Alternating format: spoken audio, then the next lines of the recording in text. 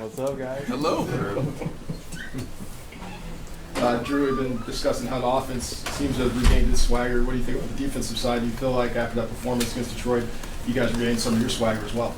Well, I thought we played good in a lot of areas. I thought there was a little bit of leakiness in the run game in the first half, but I think the message is just consistency in execution and energy, and we'll certainly have to do that this week against a division opponent.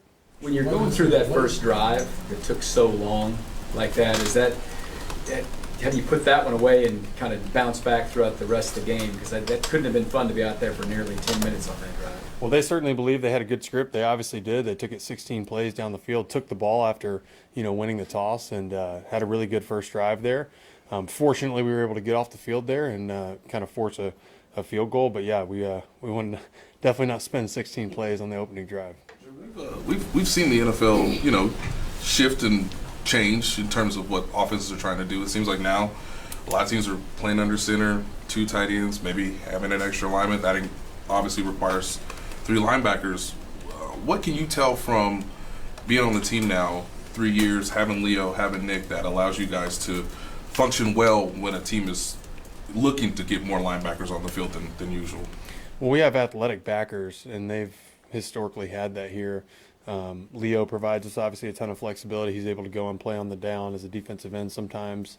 We'll put me on the other edge sometimes. Nick's obviously a great player in the middle. And so we just have a lot of different pieces within the defense that we can move and operate and do different things with. And so when teams are trying to create matchups, that's really all the NFL is. We can present some challenges because we can have guys out there versus zebra, 11 personnel, or we can have, base out there versus 12, 13, XL, whatever you want. And so I think the matchup problems are there.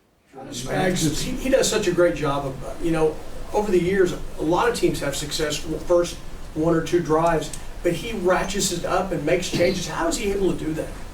Well, I mean, there's a lot of good offensive coordinators, and teams spend a lot of time on what we call their first 15, and so they're obviously studying our tape, seeing what are the holes, what are the big plays we've given up on defense, and they attack the concepts we do early in that first drive, and then as we see what they're trying to do to us schematically, we're able to make those adjustments on the sideline at halftime, and perform strong down the stretch. But ultimately, we want to come out the gates, executing at a high level. You mentioned specifically that the Lions took the ball. I mean, the standard procedure now is to defer to try to get what you guys got. Last score and the first score with the half. Did that resonate with the defense? Like, hey, they're not doing what they're supposed to do. This is kind of a, they're kind of sticking it to us, or no, is it just like, hey, we're up first? Well, I mean, I was out there and I was shocked when Jared was like, we'll take the ball. And I was like, okay.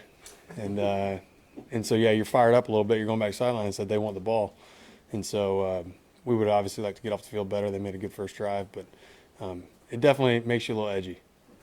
And you mentioned, Jared, that the play that got called back, the touchdown got called back, that's a pretty obscure rule. Did you know the rule precisely on? So, yeah, if you're under center, you have to, reset. I guess it's like a tight end who maybe is on the ball. The receiver motions over, and maybe the tight end shifts off. Everybody kind of has to reset for a second. And so, yeah, it's part of the rule. But You knew it going in, though? I mean, I didn't know the specifics of that, but being under center, I know if you're on the line, you have to reset yourself off the line. But applying to the quarterback, yeah, pound down. Drew, you have a unique perspective on this, kind of being behind them. But how have you seen Omar Norman-Lott and Ashin Gelati grow as the years carried along? Yeah, they're great talents, and they're learning schematically how to operate within our scheme. Obviously, 2 very explosive players. Ashton's very strong. Omar as well. Omar has great get off there on the interior. But as they become more knowledgeable in what we're trying to do defensively, they're just going to become bigger and bigger assets for us. You mentioned the run game being really deep and, the other team's script opening game, but what is the mood like when maybe the first couple drives don't go your way? Like, what's the energy like on the sideline and the halftime? Well, it's certainly get to the sideline and figure out, look at the surfaces, see what they're trying to do. They were doing some nuanced things that we hadn't seen them do on tape. They were putting an XL in the game and then going tackle over with Panay and then running it back to that other side when we'd adjust our front and put everybody over there. And so they were doing some nuanced things that we had not seen on tape, and we just had to make the adjustments there in the second half. How often does that happen where teams are doing stuff that you haven't seen on tape? Well, I mean, teams have their base run game, and then they'll have schematic plays that they draw up each week. And so typically you'll see a handful of those on any given week. We get a little, scouting report, they spent some pretty good draft capital getting the running back early. What have you seen from him so far, about a third of the way through his rookie year? Well, he's got incredible contact balance. You see it in that 60-plus yard touchdown run he broke, where he was able to break the leg tackle there, going down the sideline. Obviously, we know what he did at Boise State, and so they're giving him a lot of touches. I think you see Indianapolis, they give him a swing pass for 40 yards, I think, to open the game, and so they're trying to get him the ball in a lot of different ways, and obviously they think very highly of him. Drew, I think the last time this team gave up a 100-yard rusher was Christmas Day 2023 to the Raiders. Do you guys have like any special satisfaction of being able to shut down these big name running backs and not allow 100 yards? Well, we certainly take a lot of pride in stopping the run. I think people perceive us as a defense that's been built to stop the pass because we've played from ahead historically. But we certainly take great pride, and that starts with Joe Cullen in our Wednesday run meetings. And so he fires us up, and then we try to carry that energy throughout the week. But it's certainly something we try to take a lot of pride in. And I remember that game. Zamir White had a great game, and we'll have to be better this week. Last two, Shereen and Nick. Just a completely off the wall question. Are you a fan of the rope on the hat? I love the rope. Chris Jones debuted this hat in training camp, and I was like, I went to our hat guy, and I'm like, I don't know if this is just an exclusive Chris Jones hat or if I can get a piece of that. But I was like, please, can I get some of that action? Because I like the hat. Yeah, Drew, for you, when you play a team that physical and that tough like the Lions, how do you kind of make that the floor of your defensive performance going forward versus a ceiling?